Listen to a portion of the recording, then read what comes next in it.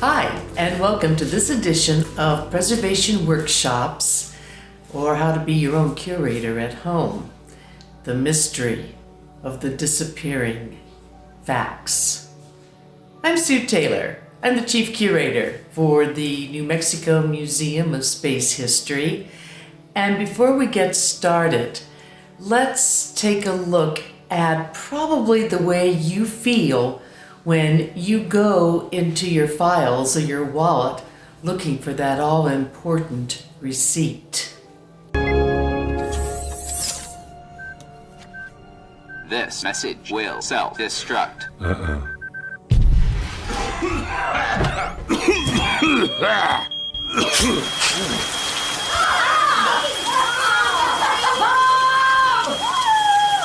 Well, maybe it isn't quite as dramatic as that.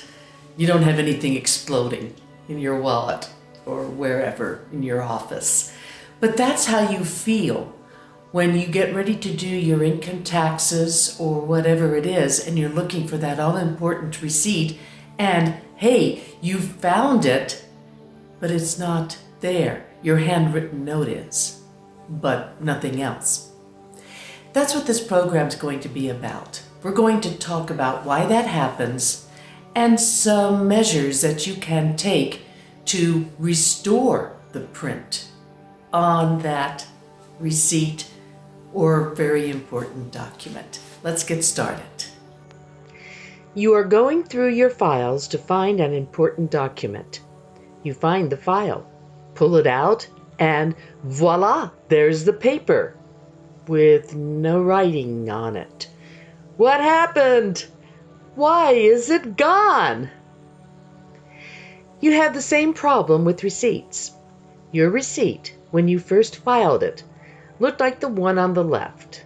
But after a few months, usually at tax time, when you go to retrieve it, it will look like the one on the right. When you got your receipt, you probably notated on it the name of the merchant. That will solve the problem. But did it? All you know is the merchant name and nothing else. You hope that you have a record of at least the amount in your checkbook, if not the items purchased. Receipts carry important information that will be asked for: place, date, amount, and purpose. Some will be itemized, but others will not, in which case you need to make a note at the top of the receipt, such as this one, that states it was for a team meeting. Receipts are necessary for income tax purposes, refunds, proof of purchases, and warranties. Not only receipts are important. How many of you still have a thermofax machine? Anybody out there remember this ad? And here's the real deal. Believe it or not, they are still around. How about a thermal printer for your computer? This is a thermal label printer. Museums and art galleries still use thermographs that measure only temperature, and hygrothermographs that measure both humidity and temperature. Both use thermal paper. This is the little rascal that you see at all your checkouts at the store. Why are they so widespread? Because they are low cost and the equipment is low maintenance, not requiring ink or ribbon cartridges. So what is thermal paper? Thermal paper is chemically coated paper that produces text and image when heat is applied to its surface after contact with a thermal printhead. Since this kind of paper is susceptible to heat and UV light, oil, and humidity, extended exposure to these elements will ultimately cause gradual fading, so store your receipts where they will be protected. There are several ways to restore a faded receipt. The easiest would be to take a digital photo of the receipt either with your cell phone or digital camera. Upload it to your computer. Use photo manipulation software to adjust the image's darkness so you can read the receipt, such as Adobe Photoshop, Affinity Photo, or go online to find any number of free photo editors. Make a negative of it by adjusting certain image settings. Directions for this will be provided in the software. You can use a hairdryer. Hold your receipt about an arm's length away from the dryer. Start on the lowest heat setting just in case, and point it at the back of the receipt, never the front. Check to make sure that the heat is reaching the paper. The dry heat should cause the ink image to slowly reappear. You may want to wash your hands or wear protective gloves before handling the receipts. As mentioned, oil, the natural oil produced by the skin included, can contribute to fading.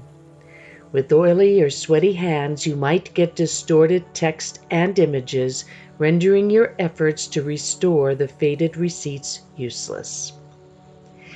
You can use a scanner to upload a receipt and manipulate the image settings like you would for a photo. You can also scan a receipt with a black piece of paper behind it. The heat from the scanner and amount of light allowed through the receipt should produce a readable image.